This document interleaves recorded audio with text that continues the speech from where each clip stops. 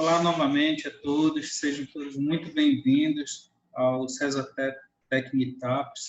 A gente vai começar agora a transmissão, nossos apresentadores já estão a postos, agora nós temos 41 pessoas na sala.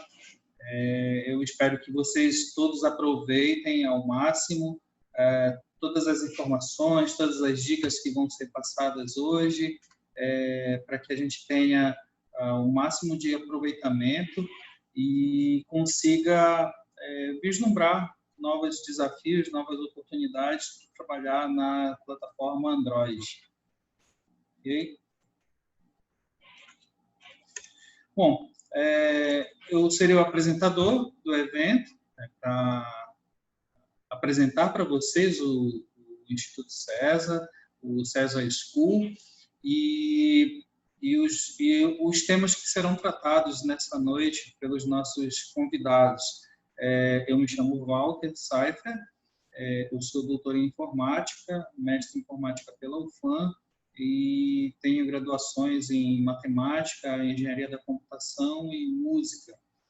Atualmente eu estou num núcleo de inovações do César. Ok? Bom, e aí, para quem não conhece o Instituto César, né, muitas pessoas me perguntam, César é o nome de uma pessoa? Né? Pode até ser que nós tenhamos alguns colaboradores chamados César, né? Mas César significa o Centro de Estudos e Sistemas Avançados do Recife. Ele é um instituto que iniciou em Recife, e atualmente ele foi para outros espaços, né, como aqui no Amazonas e São Paulo, estamos no Sul também. Okay? Então, o César ele é um instituto que tem presença nacional, nossa matriz é em Recife, nós temos um escritório comercial em São Paulo e nós temos as unidades regionais em Manaus, Curitiba, Sorocaba e no Rio de Janeiro.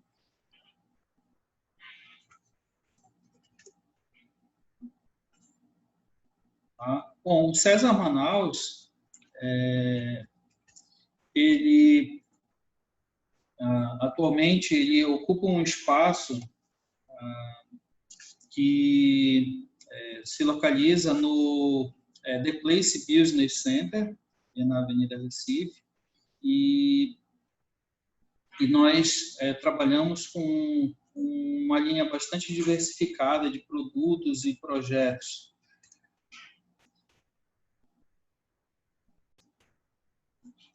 Okay? Bom, e o César, ele nasceu com uma ideia diferente dos outros institutos, que é a de juntar o ambiente acadêmico com o ambiente de aplicação de inovações, de tecnologias, abraçando novas ideias. Então, o César ele tem uma preocupação tanto no pesquisar, de abraçar novas ideias e essas pesquisas, sejam elas de grande porte, como nós temos em diversos clientes, como também o de fazer a fomentação de ideias, as orientações para que os nossos alunos no César School consigam tirar suas ideias do papel,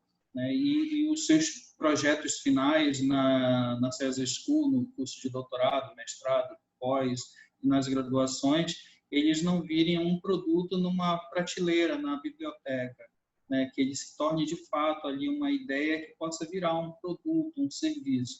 Né? Atualmente o César trabalha com diversos segmentos de mercado, que vão desde a área educacional, também atendemos a órgãos governamentais, áreas de construção civil, saúde, energia, automação, eletrônica, alimentos, logística, indústria, área petroquímica, área química, sistemas de telecomunicação, e serviços diversos de consultoria. Também atuamos em sistemas que são voltados para a área financeira. Aqui tem um portfólio do César, né? Nós temos aqui entre clientes e parceiros uma gama bastante diversificada, e o César conseguiu crescer, inclusive nesse momento em que muitos negócios estão ou parados ou com uma redução de movimentação, mas o César ele conseguiu se apresentar como uma instituição bastante sólida, confiável e que tem a possibilidade de aplicar não só o que é solicitado de migração de modelos que são realizados manualmente ou nessas operações de negócio, como também sugerir novas mudanças, novos paradigmas para os nossos clientes. Então, por isso que o César ele acaba atraindo a atenção de empresas muito fortes no mercado, nacionais e internacionais, e nós tivemos um crescimento bastante acentuado, inclusive no nosso time.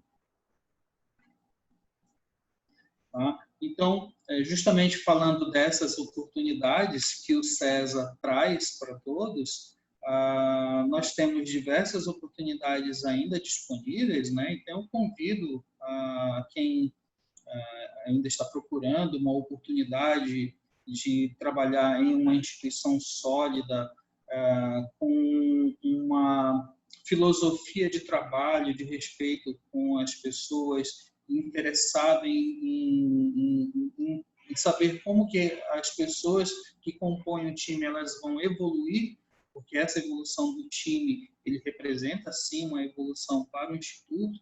Então eu convido vocês também a verem quais são as vagas, né? Inclusive algumas das vagas têm a ver com os temas que nós vamos tratar essa noite, que é o ambiente Android. Ok? Então, como o nosso tema é Android e as aplicações embarcadas, né? Então, as pessoas que normalmente lidam com esse cenário, elas precisam ter uma certa vivência com o ambiente Linux, né? O ambiente onde é baseado no sistema Linux, ter um bom conhecimento de programação, principalmente quando se trata de aplicações que vão ser embarcadas, né? Então há uma necessidade de programação muito forte em C. Tem que ter conhecimentos sólidos de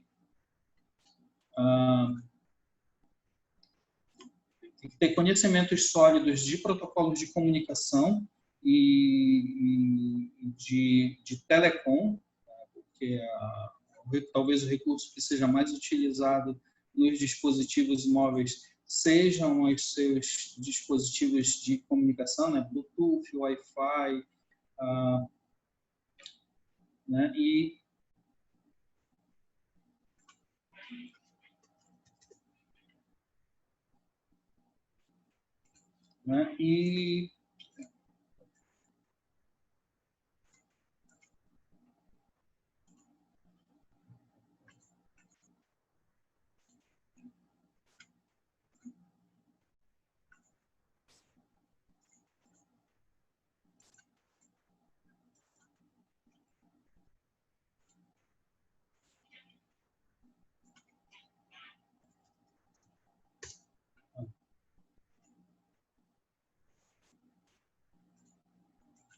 desculpem, travou aqui, travou o Zoom.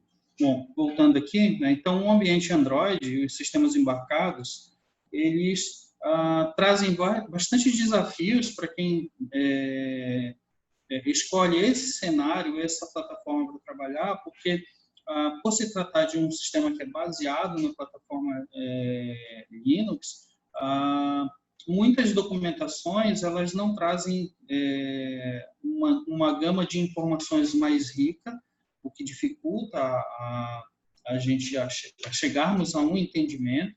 O Android ele não possui uma fonte de padronizada de literatura, justamente por ele ser uma plataforma aberta, e o Android ele possui a sua própria libra e os sistemas de build que são baseados na linguagem C.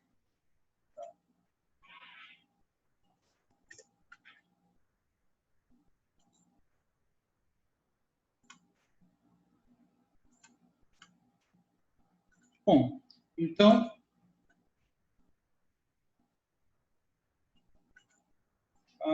o que a gente vai tratar nessa noite é justamente alguns pontos que são referentes à plataforma Android e que são necessários para formar um bom profissional, né? Então, nós vamos ter uma primeira fala do palestrante Felipe Travassos, que fará uma abordagem sobre o uso do data binding, o MVVM e o Kotlin como linguagem para desenvolver as aplicações no ambiente Android.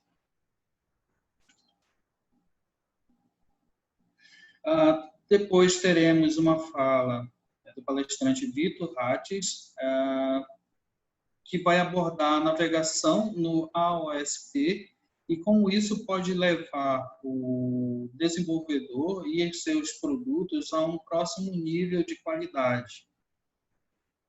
E, fechando o nosso ciclo de palestras, nós temos um convidado, que é o professor Jucimar, da UEA.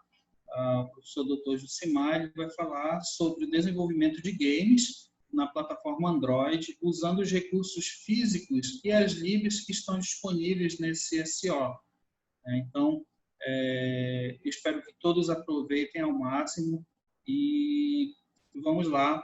Tá? Depois nós teremos a divulgação da premiação, né, do desafio, que foi colocado lá no Simpla, no momento da inscrição de vocês participarem do evento, ok? E depois teremos um debate, uma mesa redonda, né, para a gente enriquecer mais o conhecimento sobre os temas que vão ser abordados essa noite. Tá? Então, aproveitem ao máximo, tá? E vamos ouvir agora o Felipe Travassos. Boa noite a todos.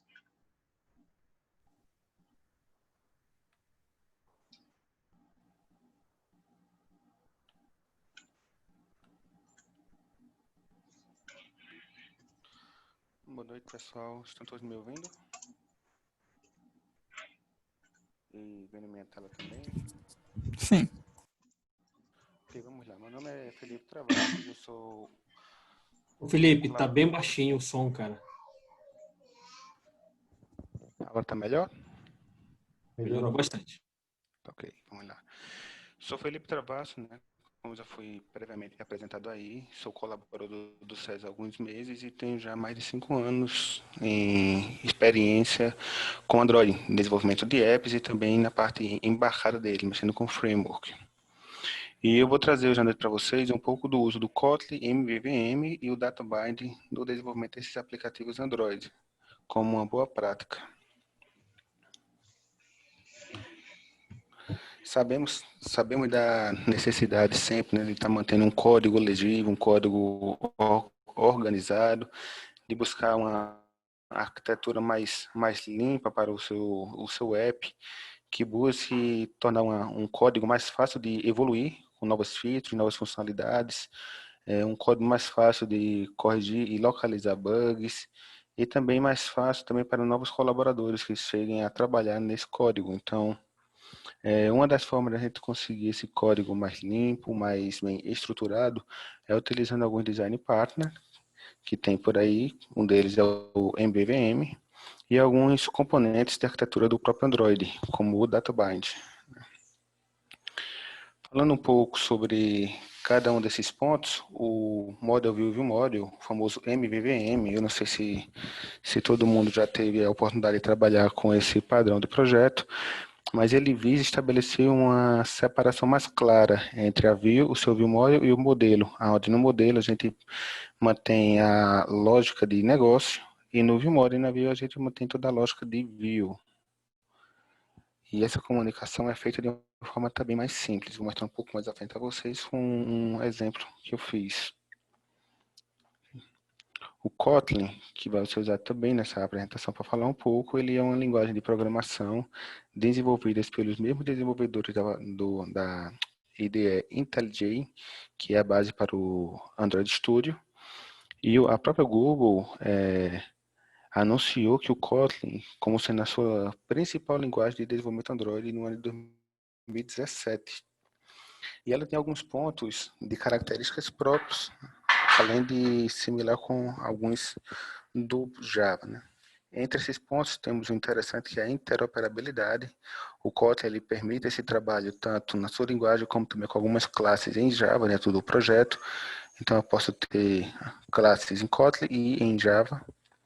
Isso não tem problema. No caso eu posso pegar algum código mais antigo que está em Java e começar a adicionar ele classes ou trechos de códigos em Kotlin e fazendo aos poucos esse porte para o Kotlin. Não tem problema, o Kotlin consegue trabalhar com isso graças à sua forma de trabalho mesmo.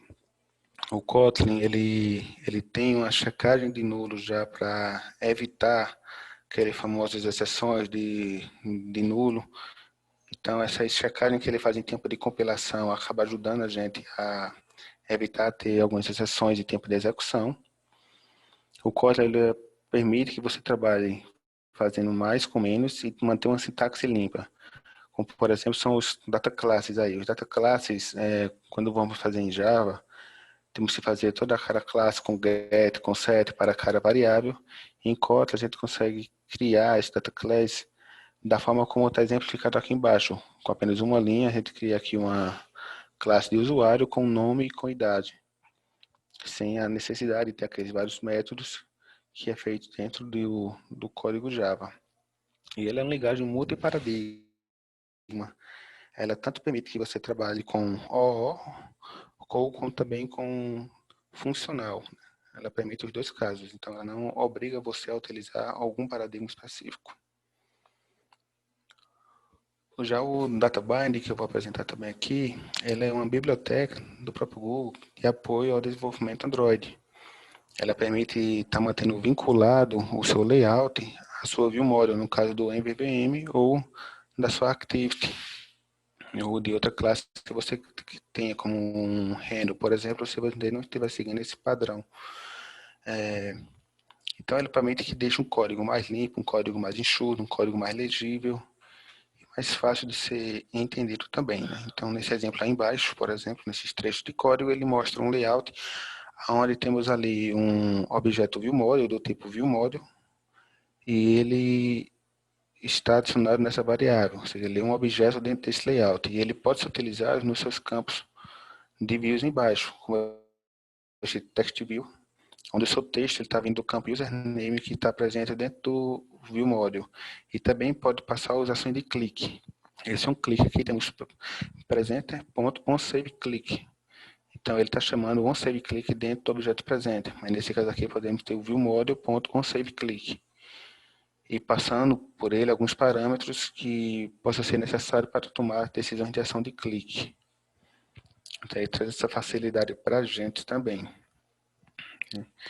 Então, eu vou mostrar aqui um rápido exemplo, para não se estender muito também, de uma aplicação para fazer checagem de uma palavra ou de uma frase para saber se é palíndromo ou não.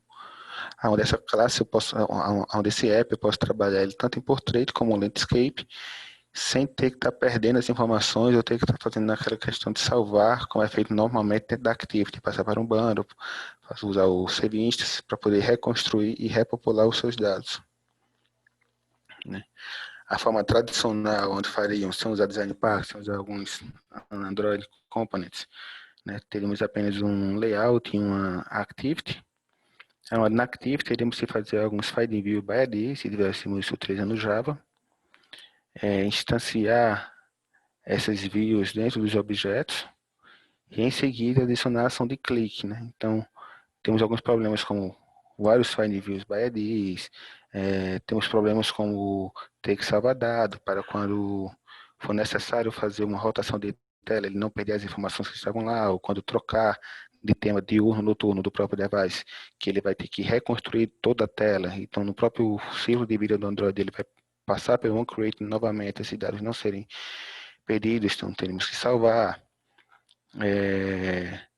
Estaríamos mantendo muita responsabilidade dentro de uma só classe. Então, a partir do momento que temos uma activity com muita lógica, muita regra de negócio, acabamos mantendo muito código dentro de uma só classe, né? Tornando uma classe muito grande, confusa, difícil de evoluir, difícil de corrigir possíveis bugs, side effects, e acaba dificultando o desenvolvimento e tornando mais lento e estressante esse processo, né?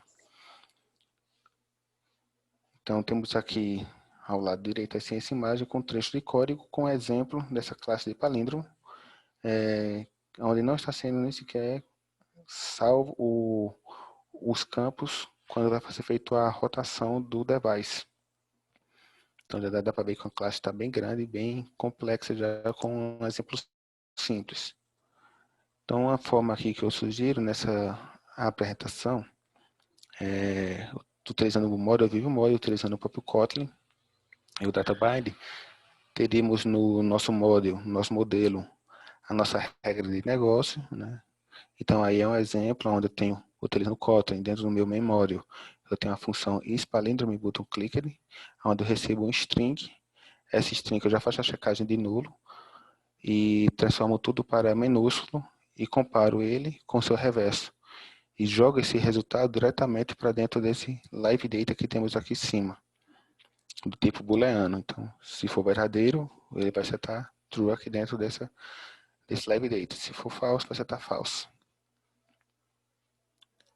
Aqui temos um exemplo do ViewModel para essa aplicação, né? Nosso ViewModel em Kotlin está bem escrito, então ficamos com ele estende o Android ViewModel, pode estender também o próprio ViewModel do Java, mas aí não teríamos como utilizar o contexto da aplicação dentro dessa ViewModel. Então, o Android ViewModel ele requer que passe para o seu construtor o contexto da aplicação. Então, temos aqui em cima o construtor na mesma linha da definição da classe. Temos aqui embaixo alguns live datas e o nosso modelo, aquele que eu tinha mostrado no slide anterior. O nosso init, ele vai passar por aqui e configurar esta aqui assim que o objeto ele é criado. Ele é como se fosse uma continuação do construtor. Então temos aqui utilizando o mediator live data, que também é outro componente do Android mesmo. Não é nada externo, é algo que é permitido pelo próprio Android. Então, como ele é um mediator live data, ele consegue observar, ele consegue ouvir uma mudança em outro live data e tratar essa mudança para algo que vai ser utilizado por quem está observando ele. Então, neste caso aqui, ele observa o isPalindrome result, que é a variável que temos dentro do modelo, e se a resposta for verdadeira ou falsa, ele vai cair no if, se for verdadeiro, e vai setar o result, que é esse próprio mediator, o valor dele para a string dizendo que é um palíndromo, caso contrário, dizendo que não é um palíndromo. Aqui embaixo temos o método que vai fazer a captura da ação de clique do usuário. Assim que o usuário der o clique, ele vai passar para o modelo, verificar se o texto que ele digitou, que está presente aqui dentro desse live data, ele é um palíndromo ou não. Então ele manda verificar e não aguarda esse retorno. Esse retorno ele é jogado dentro dessa variável aqui, dentro desse live data, tornando uma aplicação mais reativa. Então esse texto é passado para lá, é adicionado o texto que o usuário digitou a outro live data, e o texto que o usuário digitou ele é limpo. Aqui temos o nosso layout, como eu tenho mostrado no exemplo anterior, né? Temos aqui dentro o nosso objeto, que é o ViewModel. Vocês observarem, esse ViewModel aqui, ele é do tipo dessa ViewModel que está aqui, implementado. E eu utilizo esse ViewModel para definir, por exemplo, o texto resultante, que vai dizer se é palíndromo ou não. Então eu pego diretamente a variável que está presente dentro da minha ViewModel. Nesse outro trecho aqui eu tenho a ação do clique. A ação do clique está mais abaixo no layout, esse button. E ele consegue capturar o clique e mandar para dentro da ViewModel para poder ele fazer a checagem se é um palíndromo ou não. E de forma simples, temos aqui bem enxuta a nossa activity. Como estamos usando o Kotlin e estamos usando também o DataBind, então não vamos ter que fazer o set content view como é feito normalmente em uma activity. Utilizamos o DataBind útil, que é uma classe também do Android, é uma biblioteca do Android. O set content view, passando qual é o tipo do bind. Esse tipo aqui é Activity Main Bind, ele nada mais é do que o nome do layout ao contrário. No caso, se o nome do meu layout ele é Activity Main, então vai ser o Activity Main Bind. Ele vai criar esse objeto aqui automaticamente para fazer o bind entre o layout e as minhas classes. Aqui dentro ele recebe o contexto da Activity e o ID do layout. Aqui dentro é a forma como ele passa a ViewModel e o ciclo de vida dessa Activity. Então eu passo para o bind no ciclo de vida da Activity para que ele possa estar sempre mantendo a tela atualizada quando tiver alguma mudança e atender mais precisamente ao ciclo de vida dessa Activity. E o meu ViewModel, eu não vou criar esse ViewModel como crio um objeto normal, utilizando o new e o nome do object, por exemplo, em Java, né? Eu utilizo a própria lib do Android, que é a ViewModel Providers, of this. Aqui dentro eu passo o contexto da Activity. .get main ViewModel. Então aqui dentro eu passo o tipo do ViewModel que ele vai ser criado. Então ele acaba pegando dentro dessa própria classe ViewModel Providers, ele pega esse tipo desse ViewModel e cria, utilizando um factory default que ele tem dentro, implementado esse objeto. E ele atrela esse objeto ao contexto da Activity que foi passado aqui. Então, o que ocorre? Na hora que eu tiver uma rotação de tela, na hora que eu tiver uma mudança de tema, por exemplo, que ele requer que o aplicativo seja recriado, que o layout seja recriado e for passar novamente pelo onCreate, quando ele chegar para criar essa ViewModel, ele vai ver que já existe esse tipo de ViewModel atrelado a esse contexto. Então, ele já vai pegar a ViewModel que já existia e vai jogar para essa minha variável ViewModel que está setada, para ser setado lá dentro do meu layout. Então, isso permite, por exemplo, que eu não tenha que estar salvando dentro de um bundle as informações contidas na tela, porque esse meu objeto, ele mantém vivo em memória, enquanto esse contexto daqui estiver ativo.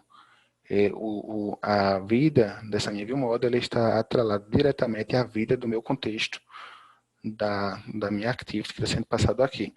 Na hora que esse contexto morrer, então o Android também ele vai matar essa minha ViewModel e sim liberar memória para não estar mantendo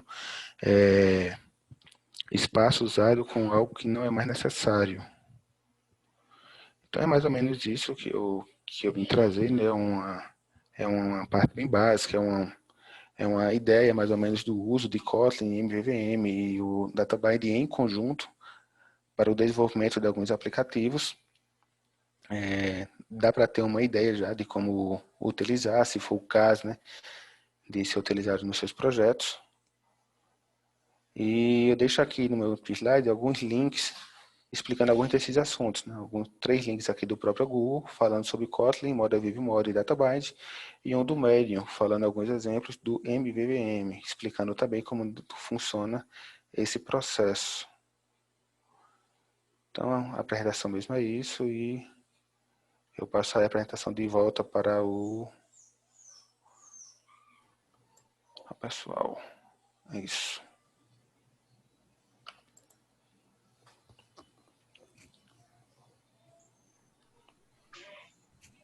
Legal, Felipe.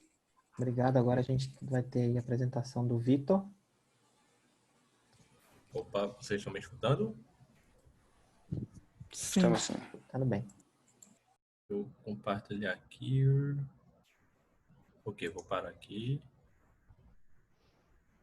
Deixa eu ver. Vocês estão conseguindo ver minha tela? Eu fiz errado aqui. Espera. Sure. Vocês estão vendo minha tela? Sim, já carregou. Ok. Vamos lá. Mas, primeiramente, eu queria trazer um dado para vocês que 37% das mais de 1 milhão de perguntas em Android estão sem respostas aceitas no Stack Overflow. O que fazer quando a sua é uma delas? Chorar? Então, que tal navegar pelo Android Studio para poder encontrar uma possível resposta para o seu problema? E aí você acaba em stubs. Altas vezes eu já acabei nesse meu problema de stubs. E aí você olha pela 10ª vez a documentação do Google e não encontra nada. E agora? E aí vem a minha proposta da palestra, porque navegar no OSP vai te levar ao próximo nível. E aí, me apresentando, eu me chamo Vitor Hattes, eu trabalho no César já faz mais de 10 anos, e aí tá algumas redes sociais aí, quem quiser me pingar para conversar sobre coisas técnicas e tal, sou bem... eu gosto de bater um papo assim, sinto à vontade. E eu tenho mais de 5 anos com a parte de Android e mexendo na parte do Android embarcado, que é um Android mais estranho e tal, não é mais a parte de Android de aplicação. E aí eu vim desde o KitKat até o Android Q. Então, eu já tenho uma trajetória aí com o Android, no desenvolvimento do Android. E aí, assim, cada versão do Android vem sempre uma restrição para a nossa aplicação. Então, a nossa aplicação, meio que a gente tem que desenvolver ou adaptar a nossa aplicação a essa nova restrição. Então, quando a gente estava no Android N, a gente veio otimizações de background. Ou, por exemplo, no Android M, veio uma nova categoria de permissões que agora eles colocavam algumas permissões como perigosas. Então, por exemplo, se eu quiser usar, sei lá, a localização, eu tenho que pedir a autorização do usuário para poder usar esse recurso do Android. E aí, quando chegou no Android O, veio limitações de execuções em background, que é o quê? Não mais permitia meus serviços executar muito tempo sem o usuário saber. E aí eles matavam a execução desse meu serviço. E aí, no caso do P, veio no SDK, tipo, que são o caso lá de APIs, que a gente usava muito, a gente usa muito Java Reflection para poder tratar esse tipo de APIs, quando não estão mapeadas no SDK. E aí e cada nova versão do Android vem uma nova restrição. E por que a gente tem que estar preocupado com isso? Isso aqui é um dado de 2019, do ano passado, que a Google ela tenta sempre, quando a gente for publicar na Play Store, impor que a gente sempre tenha ou uma ou duas versões da mais recente do Android. Então, no caso, ou se hoje eu quiser publicar uma versão do Android, eu tenho que ter na versão 9. E eu acredito que até o final do ano, eu acho que eu não tenho um dado preciso, mas se vocês for ver, tem uma projeção aqui até 2020 que a ideia da Google é sempre ter os apps mais atualizados. Para o quê? Para melhorar otimizações e assim por diante. Então, é uma questão mais de permitir que para o usuário sempre tem as coisas mais novas, impondo dos desenvolvedores de apps se adaptar a essas novas restrições. E aí a gente entra na questão no OSP, que é o Android Open Source Project. E aí tem um Twitter, um cara chamado Jake, que ele é bem conhecido na comunidade de Android, ele é da Google, e aí ele meio que não entende o que é, ele meio que tá nesse Twitter reclamando porque o comitê dele não entrou, e aí vai ter que demorar 16 meses para entrar no código do Android, e ele meio que questiona essa parte de Android open source.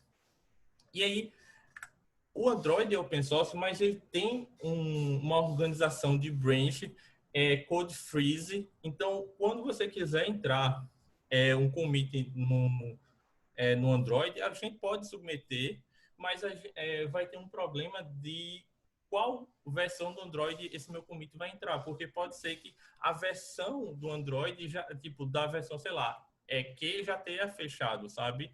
Então, por exemplo, o pessoal já pode estar pensando no Android S. Então, é muito além. Então, tem esse time. Então, tem toda uma organização. Não é open source, mas não é, assim, tem uma organização. E antes a gente quiser baixar esse código, a gente é livre, tá bem, o Google nessa parte é bem documentado, explicando direitinho como a gente pode baixar. E aí a primeira coisa que a gente tem que fazer é baixar uma ferramenta chamada Repo. E basicamente a gente vai baixar mais de 600 repositórios Gits na nossa máquina. E isso é um dado, isso aí é no Android Q, eu acho. Então, tipo, cada vez mais, cada nova versão do Android, esses repositórios vai aumentando. E nesse meu teste, isso somava 60 gigas.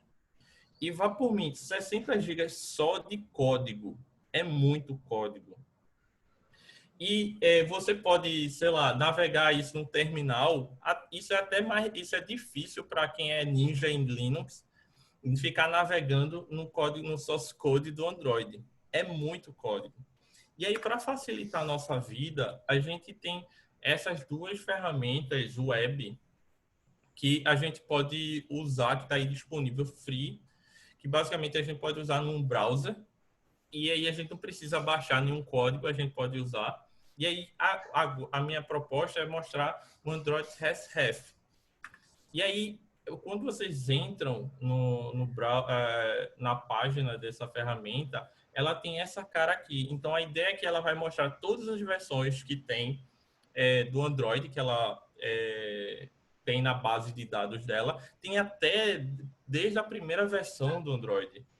Então, você vê que é bem rico, eles atualizam quando a Google publica a versão do Android, eles mantêm atualizado. E aí, quando vocês escolhem uma versão do Android aqui, vocês entram nessa página aqui, que é onde vocês vão pesquisar sobre, tipo, entrar no código daquela versão do Android. E aí, a primeira coisa que vocês se deparam, que é basicamente o Android tem vários projetos. Então, vocês escolhem um projeto do Android. Opa! E aí você escolhe uma versão, um projeto do Android, no caso, um framework. E aí você tem algumas opções que a ferramenta oferece. Uma delas é o Full Search, que é o quê? Você vai fazer uma busca no projeto que você selecionou por texto. Então, se você digitar algum texto, ele vai buscar em todo o código do projeto que foi selecionado para encontrar aonde encontra aquele texto que você colocou no Full Search. Mas aí você pode meio que usar o definition ou o symbol para poder buscar por definição de classes e símbolos, que no caso isso é mais chamadas de propriedades e assim por diante. Então, se eu quiser, no caso do símbolo, para poder procurar por chamadas a uma determinada variável e tal, a gente usa muito esse campo. E tem a parte do file path, que é quando eu quiser buscar pelo sistema de arquivos do Android, do projeto Android, sei lá, o nome de um arquivo, eu posso procurar por, sei lá, o nome de um arquivo .txt, ou todos os arquivos .txt, .java, .c, C++, e assim por diante. E aí, por fim, a gente tem um campo que é o history, que é eu buscar pelo commit message, algum texto no commit message.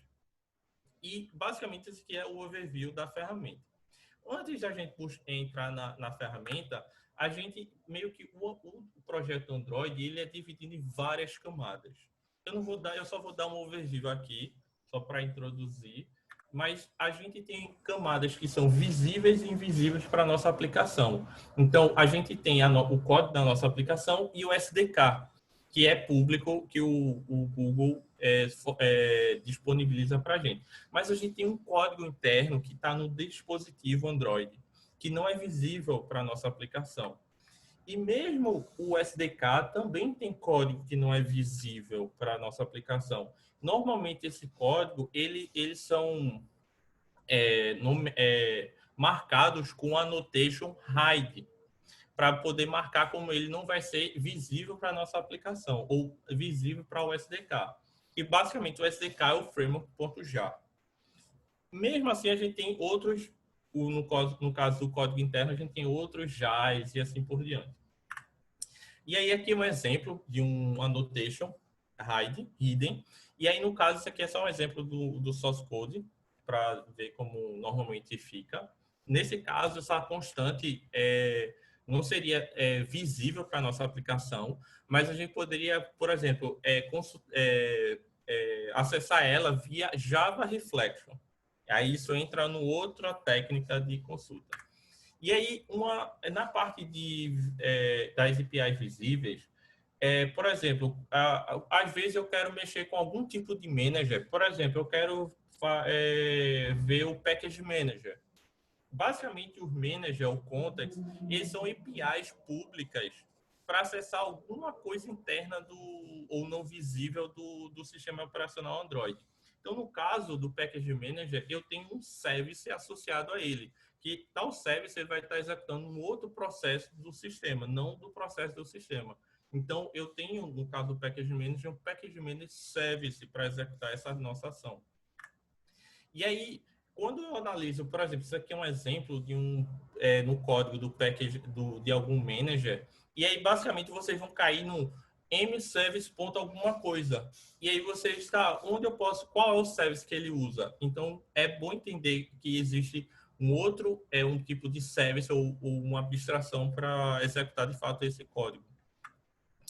E aí, esse tipo de código, como ele é executado no outro processo, isso é possível via AIDL, que é meio que uma interface de comunicação interprocesso.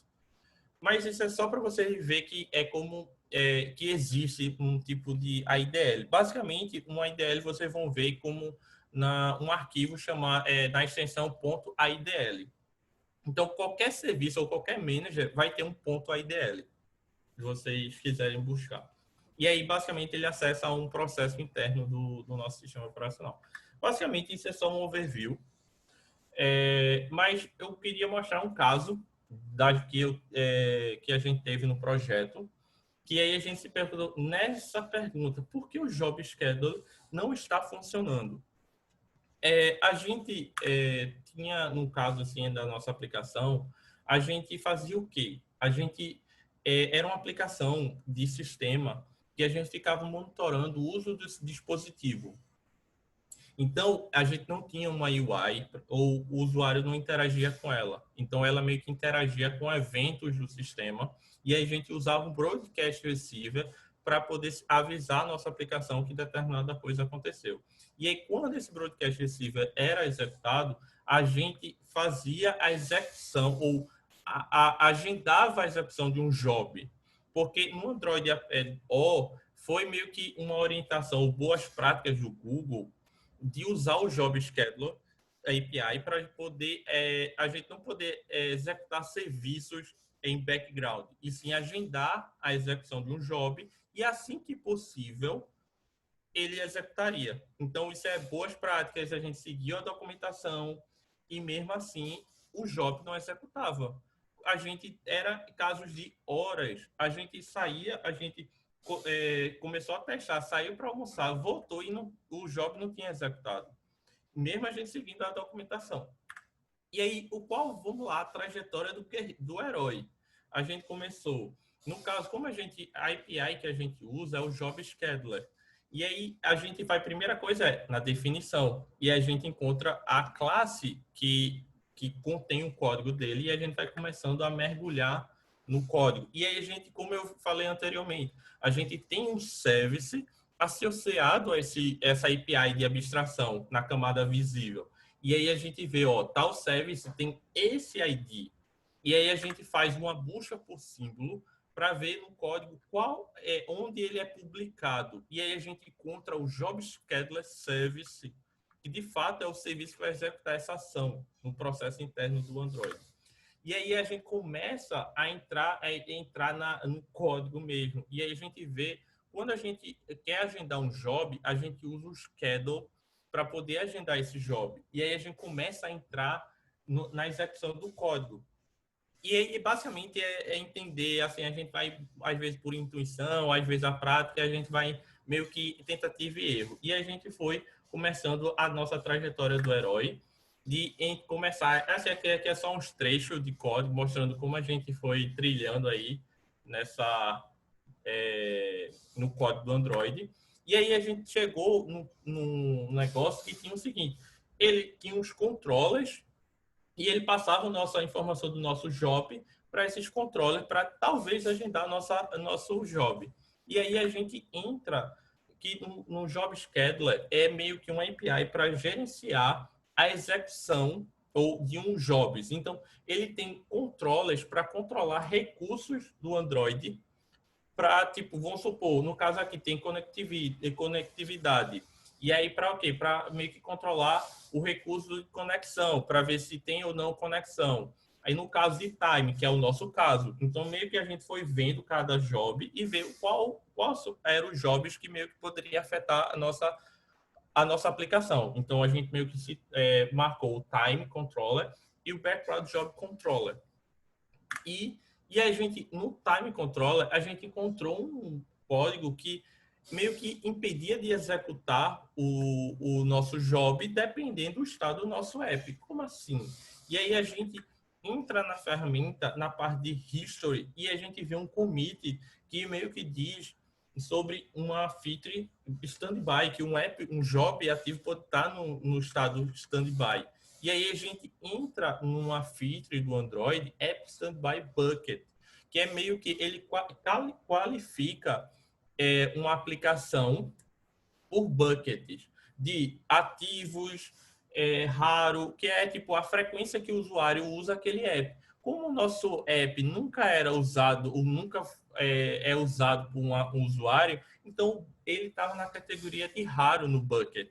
Logo, é como fica lá, é tipo o Job Scheduler, a gente agendava, ele olhava assim, tá, você está no bucket de raro, então espere aí, assim que eu quiser você executa. E isso demorava horas. E aí, para a gente resolver, a gente meio que começou a mudar um pouco a UX da nossa aplicação. Aí, duas possíveis soluções para resolver esse nosso problema, ou era pedir para o usuário colocar o app no Power Save, porque essa feature do App Standby Bucket vem das restrições de economia de bateria. Ou a gente executar o processamento como foreground service. No caso, a gente teve que usar a segunda opção. E, às vezes, vocês podem cair num código que não leva a... Tipo, não diz muita coisa. Isso tem muito do código Android. E algumas vantagens é a velocidade, porque é para atualizar o app às novas versões, vocês não ficam dependendo de posts, a documentação do Android, porque demora. E aí você vendo o código, a melhor documentação é o próprio código. Autonomia para resolver problemas sem solução, para aprender novas features do Android. Porque quando a gente estava estudando, a gente aprendeu melhor como que acontece sobre Job Scheduler. E aí a facilidade para contribuir com a comunidade. Muitas perguntas que eu respondi no Stack Overflow foi basicamente lendo a pergunta, entendendo o problema e procurando no código do Android. E eu ganhei muitos pontos com isso. E é isso. Obrigado. Opa, agora como sair?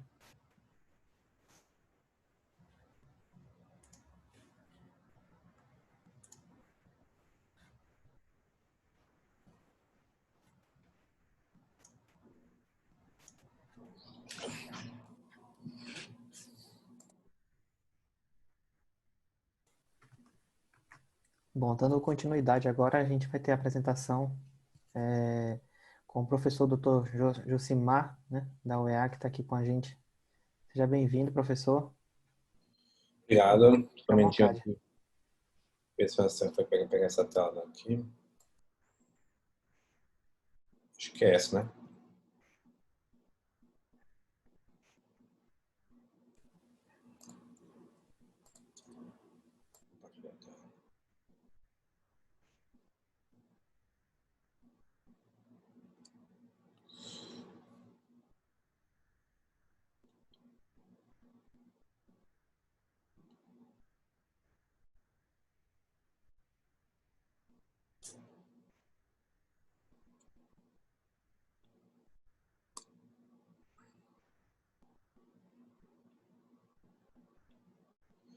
Tá aparecendo aí? Sim, tá aparecendo. Isso. Tá bom meu som?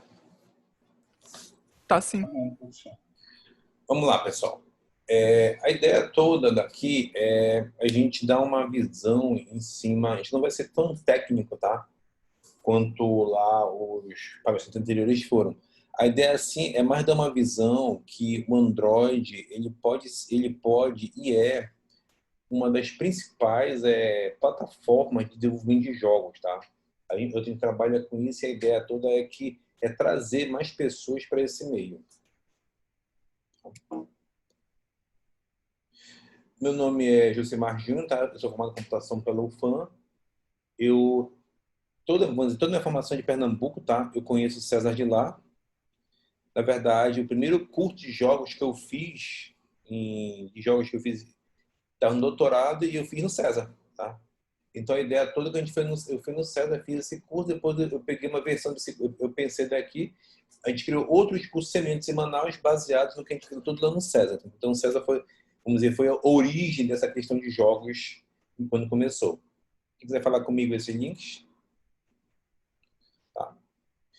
E a questão toda, pessoal, é que a questão de jogos é bem interessante, porque desde o início, muita gente começa na computação por causa dos jogos, né?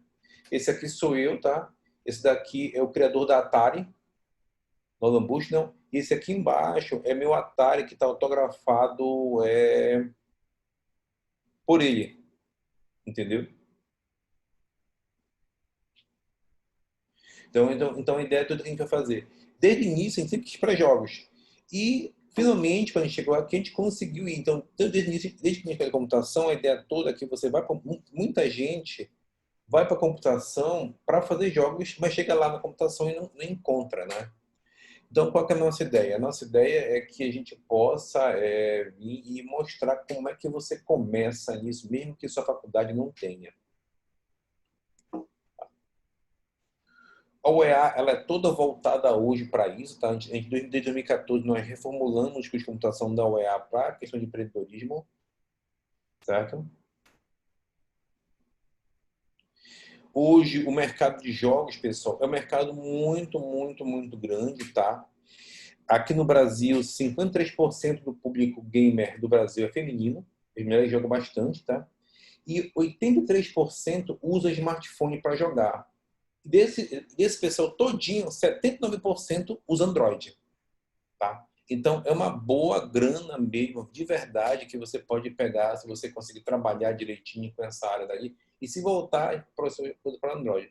Antigamente, existia muita fama que, vamos dizer assim, que você fazia as coisas que o Android não dava dinheiro, né? Porque as pessoas não estavam acostumadas a pagar jogos Android. Hoje a questão mudou porque você mudou a maneira de monetizar seus jogos. Então hoje você ganha dinheiro com os jogos, tendo uma economia dentro dela interna, onde você tem essa economiazinha e a partir dali você começa a ganhar dinheiro. Um exemplo bem interessante disso, né, é o Candy Crush, que acho que todo mundo conhece. Ele foi vendido por 6 bilhões de dólares, certo? Para a Blizzard. O Candy Crush fatura mais ou menos, pessoal, $1 milhão por dia, certo? Então isso é muito dinheiro para um jogo que muita gente não considera hardcore, muita gente não considera tão complexo assim, mas ele ganha muito dinheiro com isso, entendeu? Dá muito dinheiro você conseguir fazer jogo, principalmente você conseguir fazer um jogo de sucesso para avançar. Tá? E como é que a gente faz jogo eletrônico, pessoal? O jogo eletrônico ele tem umas particularidades bem interessantes, bem um pouquinho diferente, e às vezes muita gente confunde, né? Aqui eu coloquei uma pipeline, vamos dizer assim, canônica na hora de a gente fazer o jogo. Eu vendo, inicio o projeto, no kickoff, eu começo a o processo, pego aqueles iniciais, planejo isso e vou, enquanto tiver tarefa, eu vou fazendo esse ciclo de analisar, projetar, programar, testar, entregar e ficar nisso, até a gente vai acabar o software. Basicamente, esse daqui serve para vários tipos de software que você vai colocar. A questão toda é que ao longo do tempo, né, o software vai mudando. Né?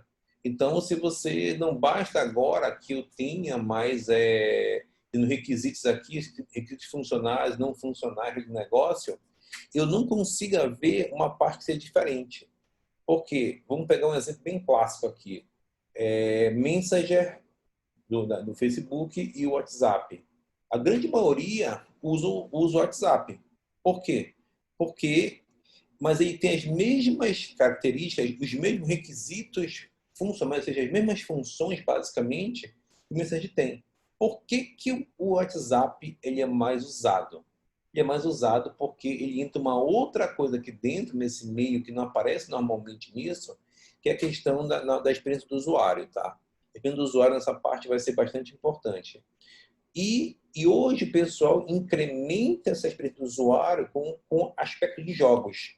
É a famosa gamificação. O que você acha, por exemplo, que é o Facebook te dando like, te dando, colocando para você colocar, marcando pontuação, porque você coloca uma postagem no Facebook e espera, entre aspas, uma boa pontuação, ou seja, você espera, entre aspas, um bocado de curtidas, você tira 20 fotos e escolhe a melhor para colocar no Instagram, ou seja, você trabalha com o Instagram, vamos dizer, de graça, colocando sempre o melhor material, porque o Instagram é gamificado, entendeu? Então, todas essas ferramentas hoje em dia, para elas fazerem sucesso, no final, elas sempre estão usando hoje alguma coisa de gamificação em cima. E como eu digo, o jogo em si, ele já é mais complexo. Por quê? Porque ele é totalmente gamificado, entendeu? Então, ele obedece regra um pouquinho diferente na hora de você colocar. Que regras são essas? Aqui é vamos dizer, uma pipeline também canônica, né, na hora de fazer jogo. De demanda inicial, eu faço o game design inicial, ou seja, eu projeto o projeto inicial do jogo e a partir daí eu planejo. Só que quando eu vou fazer, por exemplo, eu vou inserir alguma funcionalidade no jogo, alguma movimentação, alguma coisa, eu tenho que lembrar que eu estou trabalhando com jogos, né? Então, eu preciso garantir que o que eu esteja inserindo no jogo seja divertido. A diversão ela é a coisa primordial que os jogos têm. Entendeu? Sem a diversão, não adianta você fazer um jogo mais elaborado possível, se no final a diversão cai por água abaixo e o seu jogo não é utilizado. Então, o que acontece é que você é obrigado aqui a projetar o jogo, prototipá-lo e testar isso. Só que esse teste daqui não é bem esse teste aqui em cima convencional. É um playtesting, ou seja, é um teste de você estar jogando e você vai ter que pegar pessoas para jogar com você e verificar se aquilo que você colocou é divertido ou não. Só vai entrar para cá, para realmente entrar na pipeline convencional de desenvolvimento, aquilo que for divertido. O que não for divertido, ele vai sendo ou é descartado ou ele vai sendo polido até que ele fique divertido, entendeu? Isso aqui é um processo um pouco diferente, vamos dizer assim, que às vezes não se encaixa. A gente vê muitos institutos assim que tentam fazer, mas percebe na hora de fazer jogo que isso aqui não se encaixa naquele, vamos dizer, no Scrum convencional, porque aqui é quase uma interação dentro de uma interação, entendeu? Então, às vezes, isso complica um pouquinho dali. A parte mais difícil de você fazer o jogo é exatamente essa, que está em azul aqui. É você conseguir colocar algo divertido. E a parte convencional aqui é essa daqui, a parte verde. Isso leva a algumas coisas bem interessantes de você perceber. Por quê? Porque muita gente tenta fazer jogos, mas muita gente falha. E por que a pessoa falha? Tipo assim, pô, eu estou aqui na faculdade, eu estou aqui no meu local e eu estou falhando na hora de eu pegar e desenvolver o meu jogo. Por quê? Porque você está indo da maneira errada. Você está atacando o problema de uma maneira diferente. Você está tentando atacar e normalmente você chega lá querendo fazer Ou um jogo muito grande. Não, eu vou fazer meu primeiro jogo aqui, ele vai ser o GTA. Ele vai ser o Call of Duty. Aí não funciona, certo? Ele não vai funcionar dessa maneira. Ou então você tenta fazer um jogo do zero, com uma ideia convencional, só sua, com tudo só seu, tudo você inventou para você começar a fazer. E você vai perceber que essa parte aqui marcada, ela é muito complexa de fazer. Não é trivial você encontrar, você conseguir de cara da diversão. Lembrando, pessoal, que jogo é arte, entendeu? Então, eu tentar fazer isso aqui de cara é como se eu ganhasse um violão e de cara eu já tivesse que fazer uma música nova. Entendeu? Se eu tivesse que compor uma música nova, eu não ia conseguir. Por quê? Exatamente essa parte. Essa parte de você compor o novo é isso daqui. Certo? Que é muito difícil. E tem outra parte, que é a parte da programação. Você não tem que iniciar pelo game design. Você tem que iniciar sempre que você vai para a área de jogos, entendeu? Você tem que iniciar sempre pela parte de programação. Você que é programador. E qual que é a vantagem daqui? A vantagem daqui é que a gente usa ferramentas que geram automaticamente para a gente, de maneira hoje muito produtiva, código para Android.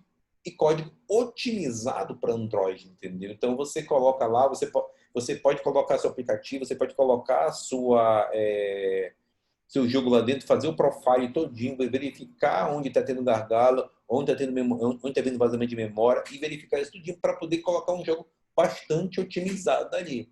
Mas você tem necessariamente começar por aqui. E como é que você começa a fazer jogos? Você começa exatamente como se você tivesse acabado de ganhar um violão e fosse aprender a tocar.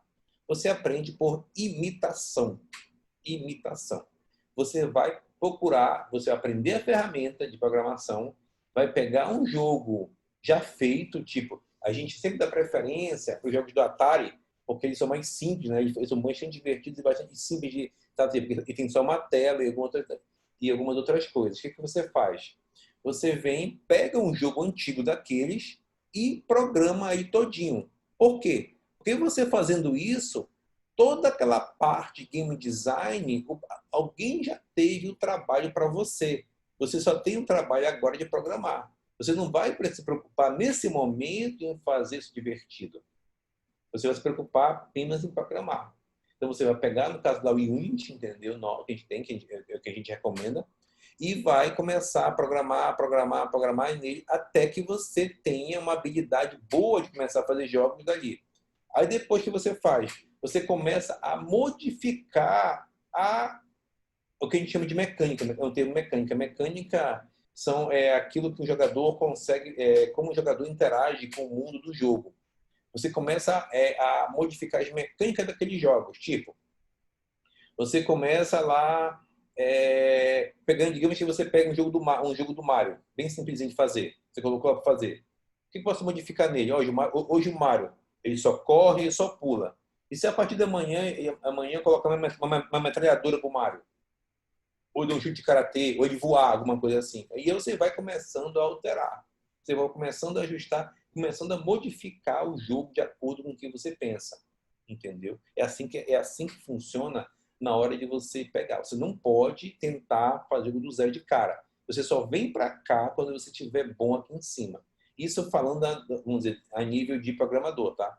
O nível design, quando você fala design, arte, os artistas, eles vão entrar nessa parte bem aqui do meio com a parte de arte, de você trabalhar. Tá, mas professor, como é que eu realmente, se eu quisesse começar amanhã a programar jogos, como é que eu faria? Faria o que eu explico para você. A primeira parte é você aprender a programar. A programar quem? A programar Unity. Então, o que a gente sempre recomenda, sempre passa nas palestras? Primeiro, quando você tem que entender que você fazendo jogos, você é um artista. O artista vive de entretenimento. Entretenimento, você precisa de uma plateia. Você precisa de público. Então, você tem de ter uma ferramenta de um portfólio. Você tem que montar um portfólio para você, um portfólio de jogos. Né? Então, eu te recomendo o itch.io, porque ele é mais facinho, você pode trabalhar nele e colocando.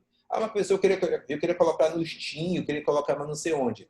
É caro é mais difícil, mas você pode colocar na Apple Store, pode colocar na Apple Store não, na Google Play, pode colocar lá. Vale muito a pena você colocar porque lá porque dá bastante visibilidade para você ver pequenas coisas. Depois, você tem de aprender a pelo menos arranhar uma ferramenta de arte. Por quê? Porque na hora de você fazer um jogo, ao invés de você tentar fazer do zero ele, você pode ter, eu não sei desenhar, mas não vou fazer. Não, você pode desenhar um quadrado, você pode desenhar retângulos, bolinhas, entendeu? E fazer essas bolinhas se mexerem ali. E a partir dali você vai começar a animar e trabalhar em cima. Tem um tutorial, basicamente, que você pega essa ferramenta aqui de graça, que é o Piscal. Tá? O Piscal é bem interessante de você mexer, tá ali. Mas o principal, pessoal, é você aprender a programar em Android para Unity. Tá?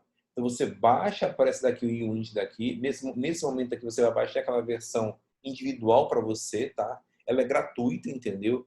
O Unity só vai querer cobrar de você alguma coisa se você começar a pagar, entendeu? Já pode começar a pagar. Então, isso aí só conseguir um faturamento, se não me engano, de $100.000. Aí já é uma grana que você pode pagar realmente, entendeu? Então, o que a gente recomenda? Você aprenda. Como é que você aprende? Uma vantagem hoje que a gente tem, que a gente não tinha na época, né? O YouTube. O YouTube, esse aqui é um tutorial bem interessante, bem novinho, tá? Porque às vezes o Unity todo ano tá mudando, né? Então, o que acontece? Você precisa chegar aqui e aprender, pegar esse tutorialzinho aqui, e são 3 edições, entendeu? Onde ele vai fazer um jogo passo a passo, um jogo de plataforma, entendeu? Até que você vai lá e chega no final, você pode pegar. E tem os tutoriais que depois ensinam você a pegar esse jogo daqui e que hoje isso é uma vantagem de você programar em Unity, é por quê? Porque você pode facilmente pegar um jogo que você fez para desktop e depois, com devidas modificações, reprogramá-lo para colocar no Android. Entendeu? Você pode tanto o Android a nível de tablet quanto o próprio os vários tipos de celular Android. Uma vantagem também de você programar em Unity que muito daquela fragmentação que o Android tem, o Unity consegue, vamos dizer assim, amenizar, mitigar, entendeu? Claro que às vezes você precisa ajustar alguma coisa, mas no final sempre o Unity dá uma boa ajuda em cima do que você quer fazer. O grande negócio, pessoal, é que façam jogos, tá? Acho a maior maneira de você aprender a programar, a maior maneira de você aprender a se meter nessa área dali é fazer jogo. Porque o jogo ele é mais do que um software convencional. Um software convencional, você coloca aquelas métodos de habilidade nele, você coloca user experience nele, aquele UX todinho, mas jogo tem uma coisa a mais, tem uma camada a mais naquele negócio todo, que é a parte de diversão. E para você fazer um jogo divertido, você tem que ser um grande programador. Dito isto, eu lanço para vocês um desafio, tá? Que vocês venham, comecem a fazer esse negócio, se preparem. Por quê? Porque vai acontecer em outubro o que a gente chama de uma Game Jam. Uma Game Jam é como se fosse um hackathon, certo? Só que um hackathon mundial, entendeu? E na verdade é o seguinte, qual é a diferença do hackathon para o Game Jam? É que no hackathon você não está competindo com ninguém. Você está simplesmente se juntando para durante mais ou menos uma semana aqui, você e seus colegas desenvolverem um jogo do zero mesmo, e mostrar. Vários jogos que como vocês conhecem hoje, quando vocês assim, tem algum gamer aqui, por exemplo, aquele Hollow Knight, ele nasceu em Game Jams, entendeu? Aquele também Celeste, que também foi feito por brasileiros fazendo, participação de brasileiros fazendo dele, nasceu também em uma Game Jam, entendeu? A vantagem de você participar de uma Game Jam, primeiro, é que você expõe seu trabalho para todo mundo, certo? E o segundo é que uma Game Jam, ela é como se fosse uma estrelinha piscando no seu currículo, tá? Todos os estúdios de jogos contratam as pessoas quando elas participam de bastante Game Jams. Nós temos alunos hoje que estão que estão na Europa, estão na EA, estão na Ubisoft, porque começaram a fazer jogo com a gente, depois foram crescendo, crescendo, crescendo, crescendo e assim por diante. Pessoal, eu acho que é isso, tá? A minha ideia daqui para a gente é mostrar para vocês que vale a pena você programar em Unity para Android. E o Unity é uma ótima ferramenta para você aprender. Muito obrigado.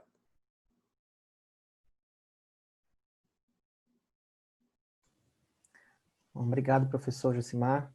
E aí a gente continua agora nesse momento com o nosso debate aqui, né? Diante das apresentações que a gente teve. Quero agradecer primeiramente ao Felipe e ao Vitor também, né?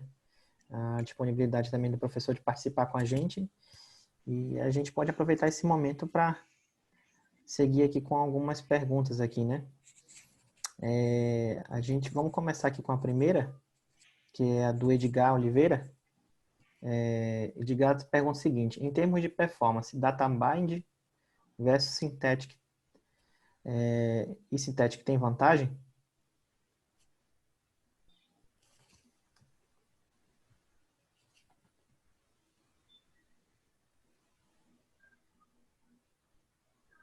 Enquanto o Felipe está se ajeitando aí para responder aí, a gente discutir aqui. Bom, eu sou a Tassilo, também trabalho no César.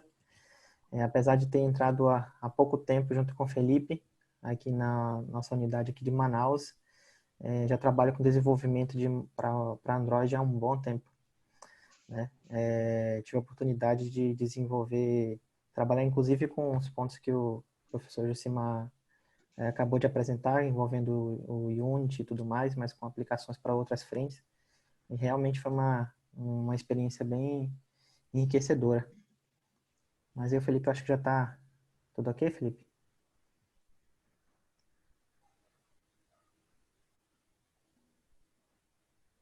Felipe, você tá mutado aí, cara. Tá pegando agora? Agora sim. Agora sim. Agora sim, tá beleza. Agora sim, tá ok. Em termos de performance, Databind versus Synthetic. Qual a vantagem?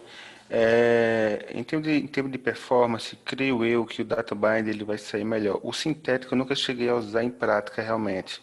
Mas como o Databind é algo que aí está mais recomendado pela Google, está escrito na sua documentação, então creio eu que ele acaba tendo um suporte melhor para ser utilizado do que o Synthetic. Felipe, me mandaram aqui também uma pergunta. Qual é a vantagem de usar o Model View Model, junto com a linguagem Kotlin e o Databind? Em questão de padrão de projeto está sendo utilizado, você pode utilizar o MVVM ou MVC, MVP, vai depender de cada projeto, né? Vai depender de uma análise de cada projeto específico, com o time, com o arquiteto.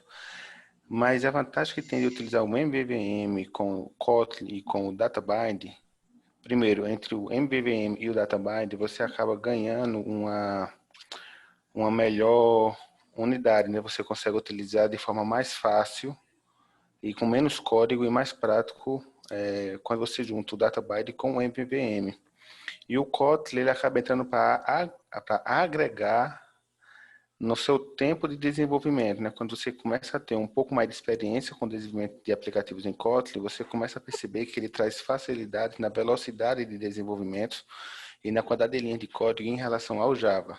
Não tanto em performance, porque já tem alguns testes que mostram que, por exemplo, a performance às vezes em Java pode sair melhor do que em Kotlin em alguns casos específicos.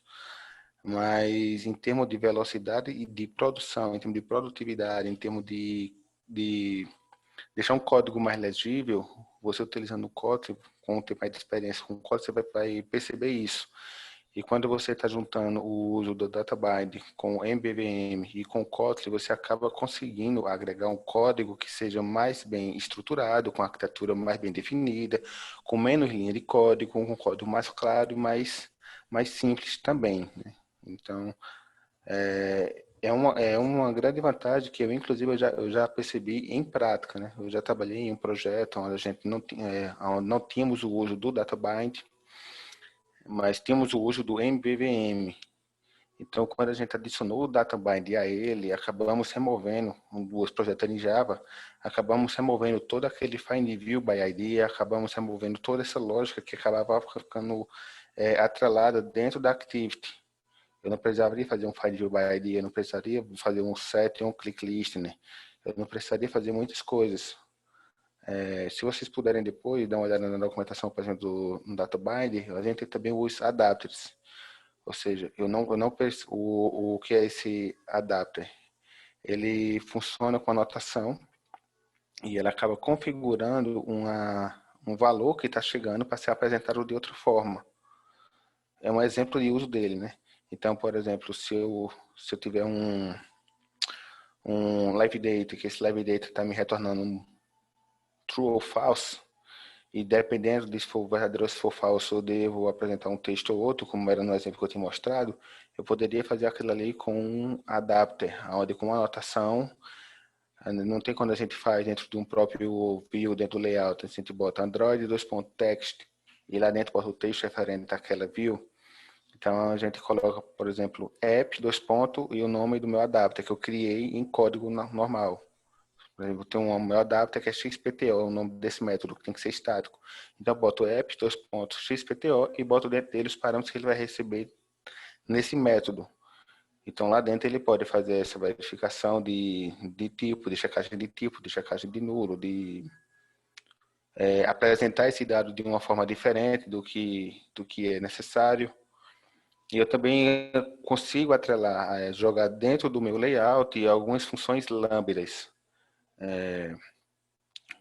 Por exemplo, se eu tenho usando o mesmo exemplo de true ou false, dependendo do true ou false, eu consigo apenas botar uma interrogação em 2 pontos o valor que eu quero setar para um ou para outro, dependendo se for verdadeiro ou falso. Então, eu creio sim, assim, por experiência própria, em alguns projetos que eu participei, que é algo que vem agregando bastante valor, né? O Kotlin, ele já traz aquela facilidade de você não ter que estar fazendo Find View by ID. Você consegue colocar o nome da sua view diretamente dentro do código e chamá-la e utilizá-la dentro da minha Activity. Mas ainda assim eu teria que fazer o set on click list, né, por exemplo, fazer uma lista de um movimento num recycle view, fazer um listening nele, fazer um listening de rotação, essas coisas todas. Então, algumas dessas coisas eu consigo jogar para dentro do layout através do DataBind e fazer essa ligação direto, deixando a minha Activity realmente bastante simples. Legal, Felipe. Quem tiver ainda se perguntando um pouco mais sobre MVVM, é válido ressaltar também que MVVM é uma forma de você padronizar a arquitetura da sua solução, né? Você pode fazer qualquer solução de software de diversas maneiras, mas existem diversos padrões também na literatura que tentam resolver problemas que são encontrados em soluções específicas ou em características de uma solução comum, né? E MVVM acaba atendendo esse tipo de necessidade que o Felipe levantou. Só complementando aí o que o Otacílio falou, né? O MVVM ele não é uma bala de prata que vai resolver todos os problemas de arquitetura dentro da sua aplicação. Ele apenas é uma das possíveis soluções que você pode ter após uma análise do que o seu aplicativo requer de uso, né? Então, dependendo do que o seu aplicativo for, se for um aplicativo, um bloco de notas, se for um aplicativo de banco, se for um aplicativo de TV, se for um aplicativo de música.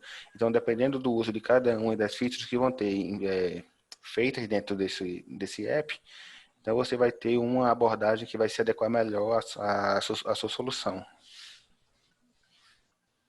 Boa noite. Eu tenho Boa uma noite, pergunta. É a seguinte, a gente sabe que o DataBind ele trabalha muito bem com modelo de dados, né? Através de modelos. E como é que, no caso, seria uma abordagem para quando o modelo ele não tem, o modelo de visão ele não é o mesmo modelo que vem de uma API ou até mesmo de um banco de dados interno? Como é que ele trataria essa parte de modelo de visão nesse conceito de modelos diferentes? Ele, no caso, ele jogaria a responsabilidade para view model ou ele trataria isso num repositório?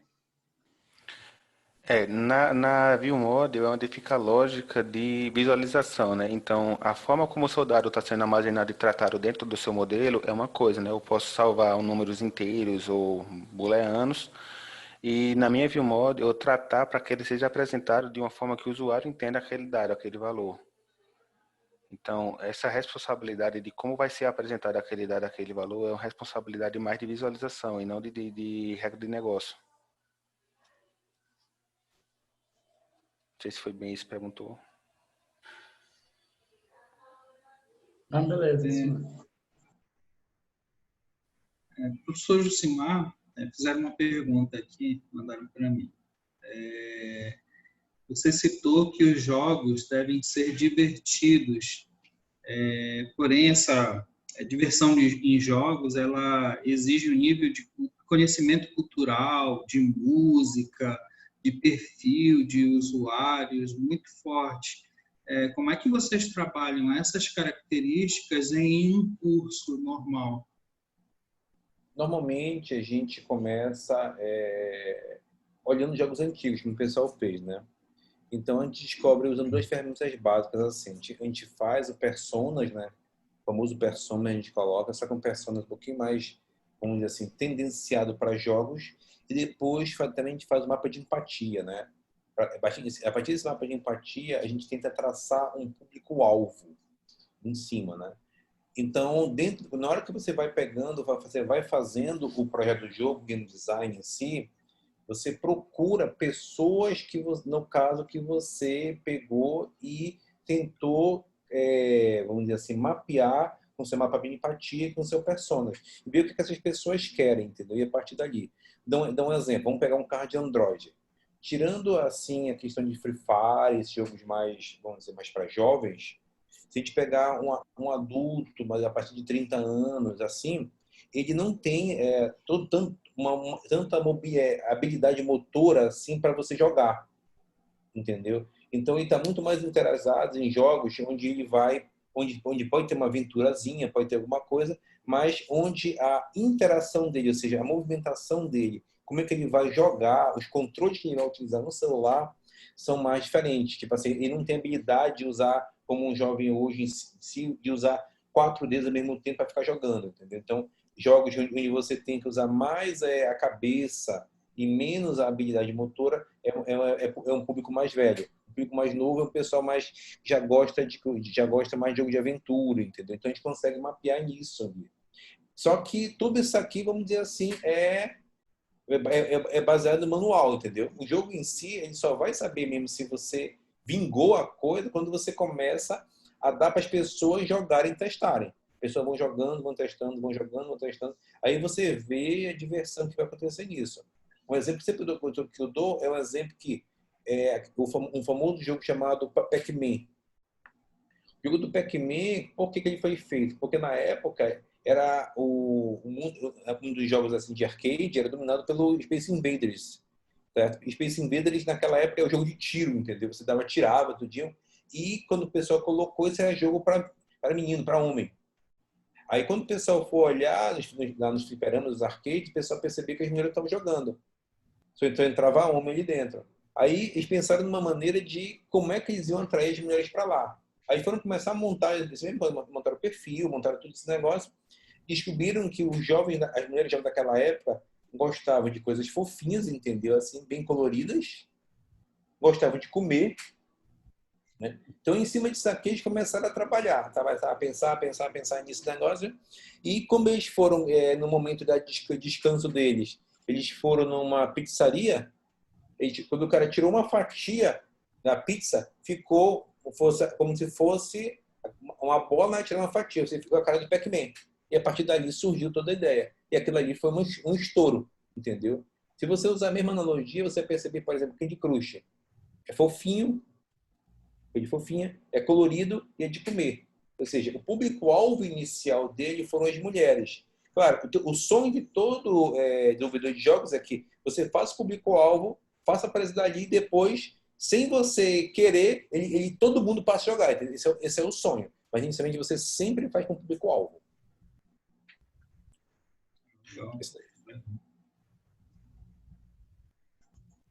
Inclusive, professor, eu queria fazer um link aí com o que você estava comentando. Existem formas de a gente coletar informações, seja na usabilidade do jogo e outros detalhes, quando ele é publicado? Isso foi uma pergunta que a gente recebeu também. Tem sim. Tem a gente. O que a gente faz normalmente dali é que quando você coloca para depois de ter publicado, o que os jogadores mais fazem, tem duas maneiras de fazer. Tem uma maneira automática, né, que você consegue fazer algumas ferramentas de Unity, né? Mas tem mais ou menos o que o pessoal fala. Se você quiser um pessoal assim, vamos dizer, entre aspas, crítico, para não dizer outra coisa, usuário de jogo. O usuário de jogo, ele fica com raiva, ele literalmente fica com raiva, ele odeia, ele ama e odeia ao mesmo tempo, ama e odeia em dias diferentes. Então, é um público assim bem coisa. Então, se ele encontrar um defeito, encontrar alguma coisa, algo que não esteja agradando, pode ter certeza que ele vai falar. Por exemplo, alguns anos atrás, acho que todo mundo conhece aquele meme, Carreta Furacão, não conhecem? Tem um fofão que pula nos tetos, sai correndo assim, já viu esse meme? Ah, sim. Esse meme daí, quem fez o jogo oficial deles fomos nós, lá na UEA. O nosso jogo, só naquele dali, teve 500 mil downloads. Só naquele que a gente fez. Entendeu? Porque a gente conseguiu casar, a gente conseguiu pegar o timing certinho, né? E casou com o meme, pegou o público, como é que o público jogava aquele negócio e fez ele para Android. Ele fez para Android para colocar. E foi um mega sucesso. A gente só não ganhou dinheiro com ele, a gente não ganhou dinheiro com ele porque, vamos dizer assim, era um jogo que a gente fez de fã para fã, de fã, né? Então a gente não podia monetizar, entendeu? Ele. Mas ele foi feito dessa maneira, a gente consegue pegar isso. Tem ferramentas automatizadas do Android que você faz hoje, você consegue encaixar isso no Android para poder dar analytics para você, mas o negócio mesmo, o ideal mesmo é que os próprios jogadores vão colocando. Isso por exemplo, quando a gente colocou esse jogo do Carreta Furacão, os jogadores pediram assim, pô, aqui não tá faltando uma fase aqui de bônus. Aí na semana seguinte a gente colocou uma fase de bônus, entendeu? Então você tem que ter uma interação muito rápida em algumas coisas, principalmente nesse jogo de Android, de meme, que fica que é mais fácil, é muito rápido assim, o crescimento dele também depois o pessoal esquece. Então, complementando até a pergunta que fizeram ainda há pouco, né, a pessoa tem que ter um nível de conhecimento muito forte, de cultura, né, e tal. Ele também tem que estar antenado nas novidades, né, de qualquer assunto, né? Exatamente. O jogo às vezes é um time, entendeu? Você pega, como eu falei para você, o jogo é arte. Então, como é arte, às vezes você pega, por exemplo, aquele caneta azul caneta, não sei o que, tal. O cara tava na Caixa fazendo publicidade depois para a Caixa Econômica Federal. Só que aquela música bem simples que ele fez. Então você tem, às vezes, como é arte, tem esse timing todinho de você saber encaixar na hora certas coisas, saber captar o negócio todinho. Bem legal, professor. A gente tem uma pergunta aqui também para o Hats. Então, perguntando o seguinte. Eu vou tentar juntar duas perguntas aqui que fizeram, que ela tem um ponto assim de semelhança, e eu acho que você pode discutir melhor com a gente, Hats. Qual é a diferença do AOSP do Pixel, ou do Nexus, né, entre celulares, e também se tem diferença entre o AOSP para TV, para tablet, para smartwatch, etc. Vamos lá. O código do AOSP é o código do Pixel. Basicamente, o que a gente vê lá no, sei lá, no Android ResRef, tudo vai estar no Pixel. Há algumas aplicações do próprio Google que não vão estar lá no próprio código do Android. Por exemplo, a gente tem o app do Launcher, que é um código fechado. A gente tem o código do Search, que é aquele código lá quando a gente vai fazer uma busca pela Google. Então, tem alguns aplicativos que têm códigos fechados. E aí, quando que o Google vai, ou gerar a imagem do sistema operacional do Pixel, aí ele inclui esses aplicativos, que aí são disponíveis no Pixel. No caso, a outra pergunta foi o quê? Se existe diferença do OSP para um celular, para uma TV, para um tablet? Sim. Os projetos de Android TV, eles são diferentes, mas não o framework. O que muda é alguma coisa o componente de UI, alguma coisa de Window Manager e tal. Mas o framework do Android é igual para todos.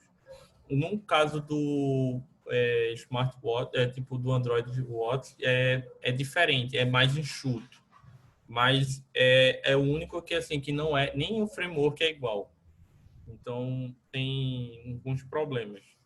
Não é tipo, eu sei que no Android TV é igual o framework e do Android de device, mas o Watch e os outros não. Que tem ainda Android para IoT, que é algumas plaquinhas. E aí a maioria é igual. Entendi. Outra pergunta que mandaram aqui também, Hatz, foi se qualquer pessoa consegue baixar o código, realizar teste nas versões que tem ali, consegue talvez tentar mudar algumas implementações para brincar um pouco ali no código. Sim.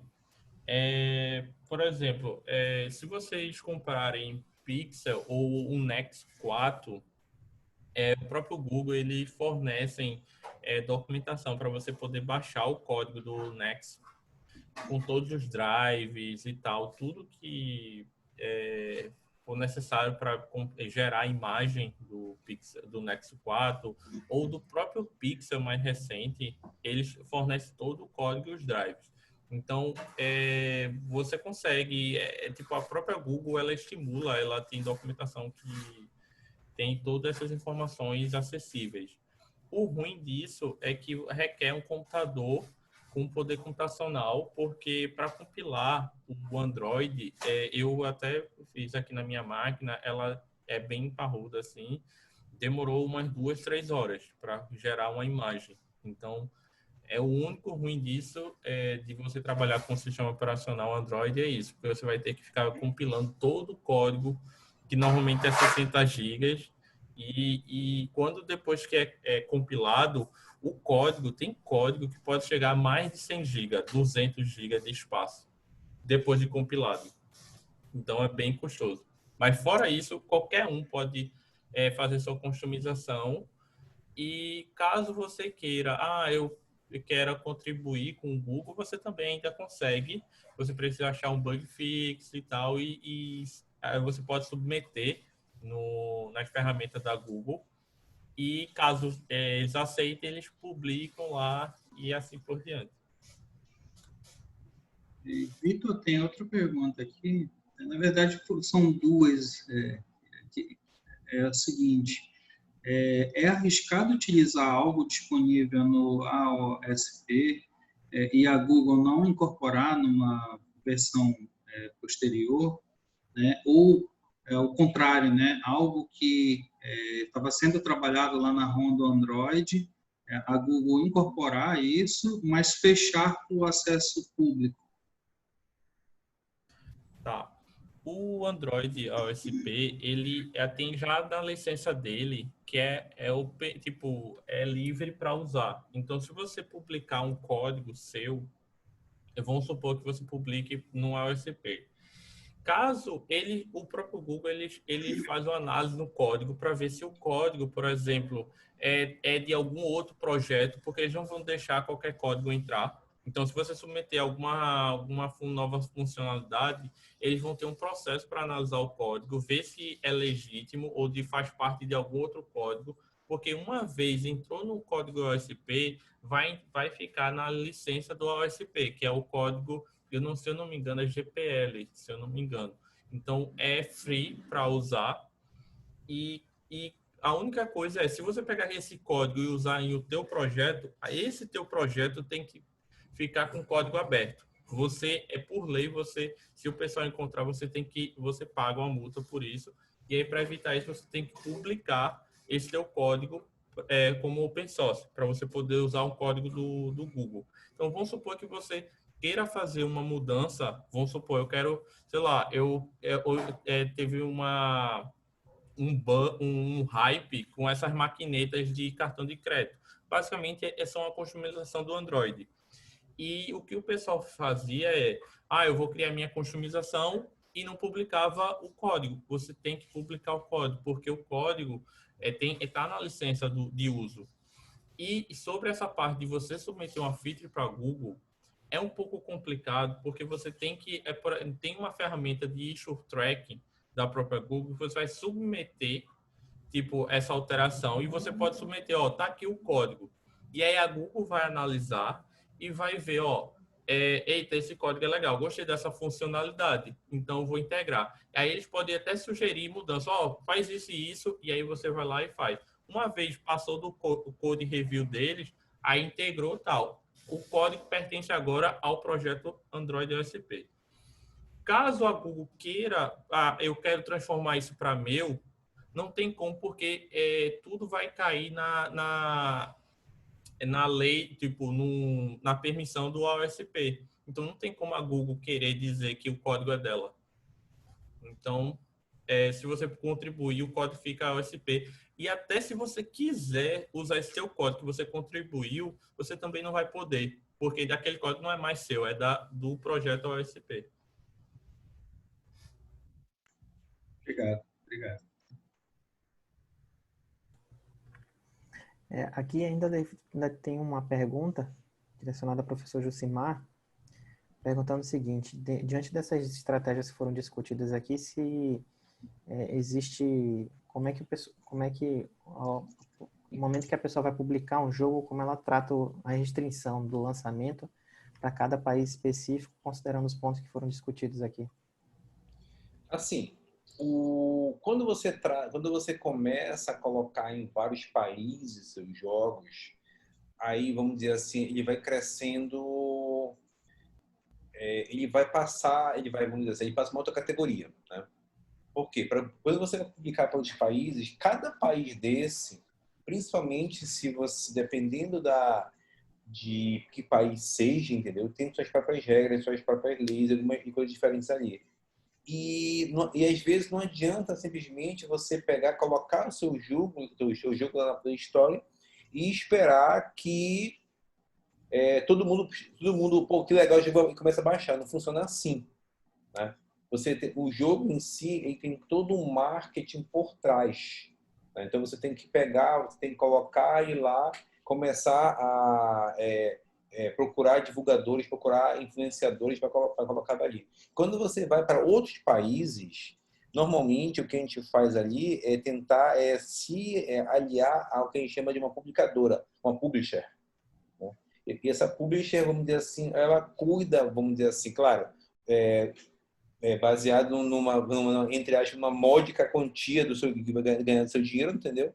Mas ela cuida para você de toda essa parte de você publicar em um determinado país para fora, entendeu? Aqui no Unity dá para você chegar, internacionalizar tudinho e tal, mas garantir que seu jogo seja sucesso em um outro país, normalmente você vai precisar de uma publisher naquele local.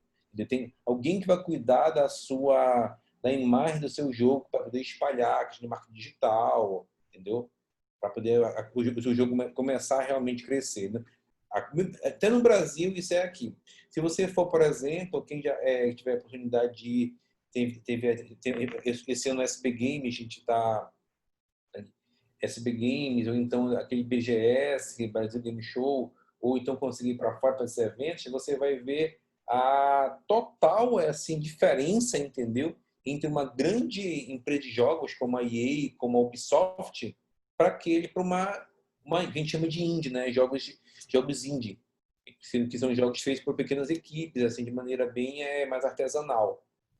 Qual que é a grande diferença? É diferente de marketing. O jogo é marketing, entendeu? Então ele vai divulgar, ele vai contratar gente, ele vai espalhar, ele vai crescer o uso dele baseado em quão bom você consegue ter um marketing para divulgá-lo. É isso aí. Legal, professor. Bom, as nossas perguntas terminaram. Mais uma vez eu quero agradecer a todos que estão aqui, ao Walter, ao Felipe, ao Vitor, ao professor Josimar e todas as pessoas que estão participando aqui com a gente. E antes de finalizar, a gente tem aí o resultado, né, da nossa premiação, né? A gente, não sei se vocês devem ter visto lá no início da divulgação do evento que a gente teve um desafio técnico, né? Existia uma premiação atrelada ao desafio técnico. Eu vou compartilhar aqui com vocês.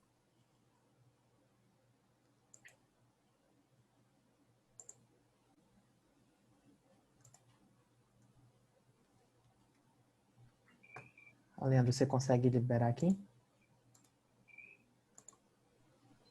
Peraí, só um...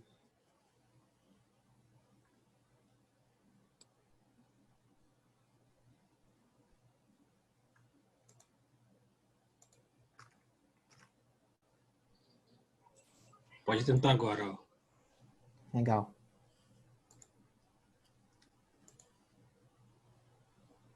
Bom, a gente teve... esse foi o meu ocorrido, a gente fazer a avaliação do desafio. Chegou para a gente, mas a gente conseguiu levantar aí o nosso ganhador, né, do primeiro lugar, que é o que a gente vai estar divulgando aqui. E avisando de antemão que o ganhador logo mais deve entrar em contato com ele para referente a essa premiação. E o ganhador foi o Edgar. Edgar que está aqui presente com a gente aqui no chat, estava falando ainda há pouco aqui, fazendo algumas perguntas. Parabéns, Edgar. Obrigado por estar envolvido aí com a gente nesse primeiro meetup aqui de Manaus.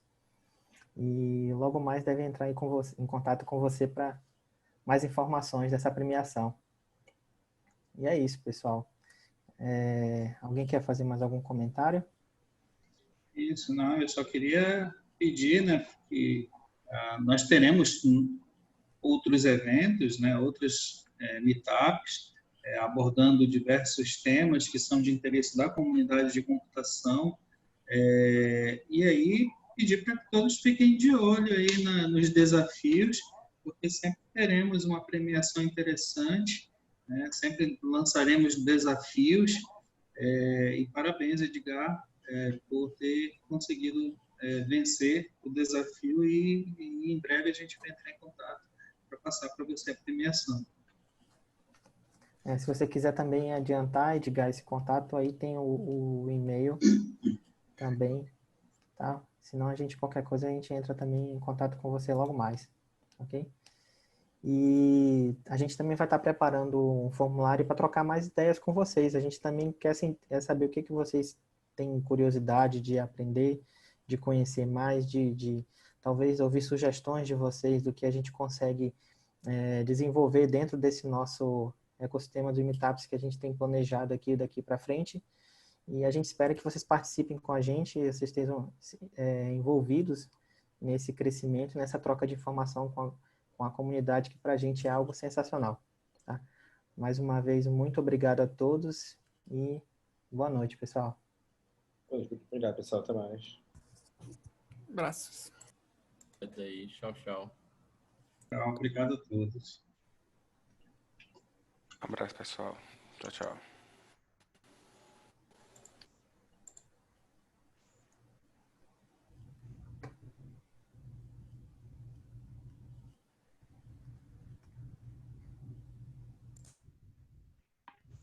Tchau, tchau. Boa noite. Tchau, boa noite. Boa noite. Boa noite, pessoal. Boa noite.